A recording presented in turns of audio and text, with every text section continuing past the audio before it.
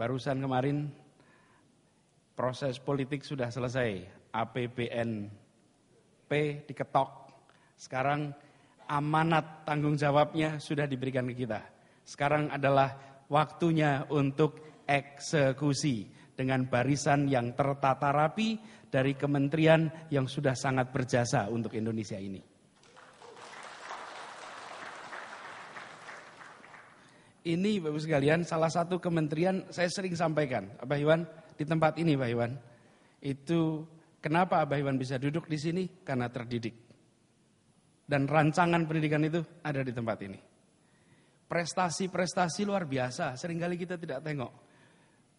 Ketika kita waktu itu mulai dengan pemberantasan buta huruf, berhasil. Wajar 6 tahun, berhasil. Sekarang wajar 9 tahun, berhasil. Sebentar lagi kita akan tunaikan wajar 12 tahun. Dan untuk Indonesia kita. Tahapnya jelas, 6 beres, 9 beres, sekarang 12. Ini sekarang kita memulai sebuah endeavor baru. Dan di tempat ini, saya berada di sini kira-kira 3-4 bulan sekarang. 4 bulan, berinteraksi dengan figur-figur yang bekerja di tempat-tempat sunyi, tapi memiliki efek yang besar di dalam masyarakat kita. Sunyi, tidak terlihat. Ini yang pada nyusun buku. Tadi pagi barusan cerita tadi, Pak bukunya banyak sekali. Jutaan anak Indonesia membaca buku itu dan tak pernah melihat siapa yang bekerja di dapur membuat buku-buku itu tersedia. Ini kita semua yang berada di sini, yang menyusun kurikulum, yang menyiapkan untuk guru, semuanya di tempat ini. Dan saya bertemu yang sudah mengabdi di sini puluhan tahun. Puluhan tahun dan sunyi, di tempat yang sunyi yang punya efek besar.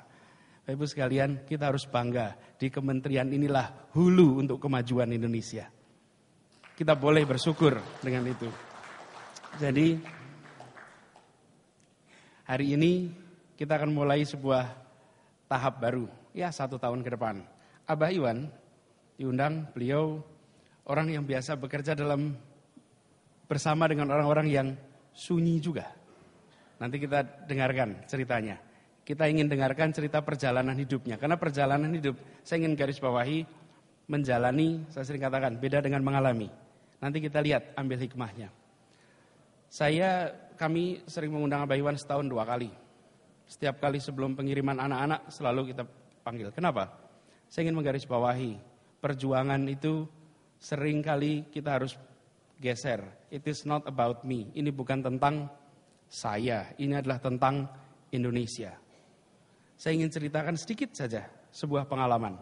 Ini teman-teman Wanadri, saya kebetulan berapa kali pernah menjadi saya ini anggota tim ekspedisi Seven Summit. Seven Summit itu tim ekspedisi yang keliling kepada 7 puncak dunia. Jadi jelek-jelek begini anggota tim Seven Summit Bu.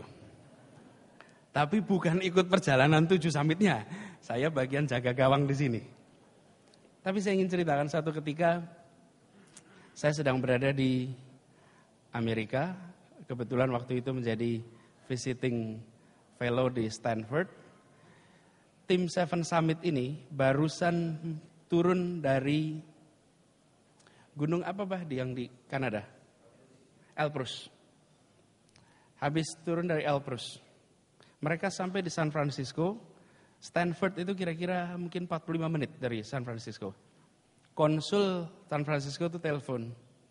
Pak Anies, ini ada anak-anak Seven Summit di sini. Oh sudah pulang gitu. Ya.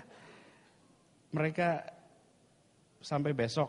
Oke kita ketemu. Jadi mereka lalu naik mobil ke Stanford. Sampai di sana saya ketemu dengan anak-anak.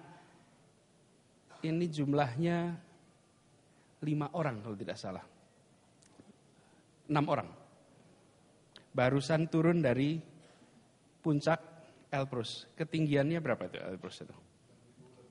6.000-an meter, kira-kira 6 kilometer. Di tempat Kanada yang sangat dingin.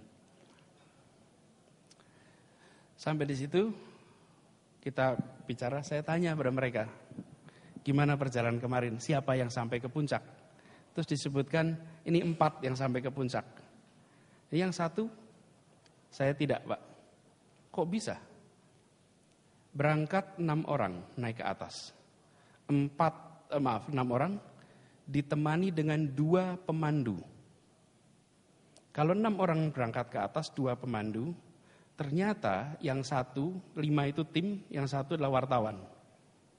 Dalam perjalanan, yang 1 orang itu, yang wartawan, mulai kelelahan dan mulai pelan. Kecepatan pendakian ditentukan bukan oleh orang yang paling cepat jalannya, tapi ditentukan oleh orang yang paling lambat jalannya. Sampai pada kesimpulan pemandunya mengatakan yang satu harus turun. Sudah tidak bisa lagi meneruskan.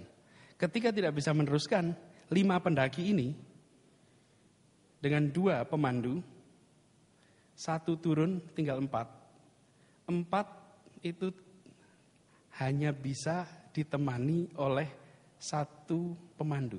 Kalau 5 tidak boleh karena rasionya 1 pemandu dengan 4 pendaki. Ada 6 orang. 1 turun, 5 pendaki ini harus turun 1. Dari 5 orang itu tidak dosa loh yang 5 orang ini. Yang bermasalah adalah 1 orang yang ke-6 ini. 5 orang ini sudah berlatih bertahun-tahun, sudah mendaki beberapa gunung lain, dan saat ini dari 5, 1 harus turun. Harus turun bersama dengan si wartawan yang kelelahan itu. Lalu 1 turun, ikut. Jadi saya tanya pada yang 1 itu, what was going on in your mind? Apa yang terjadi di benak Anda ketika itu? Tidak ada, Pak. Saya langsung katakan, saya turun, saya siap. Yang penting buat saya adalah merah putih berkibar di puncak itu. Bukan saya sampai ke sana. Tapi sekalian, yang ada di bayangan mereka bukan lagi soal about me getting there. Yang terjadi adalah tentang merah putih. Bisa dipancangkan di 7 puncak gunung-gunung tertinggi di dunia. Ini tidak terjadi begitu saja. Bayangkan jika kita semua yang hari ini mengelola tanggung jawab pendidikan dan kebudayaan. Bayangkan kalau saat itu kita bilang, this is not about me. Ini adalah tentang merah putih dan ini adalah tentang Indonesia kita.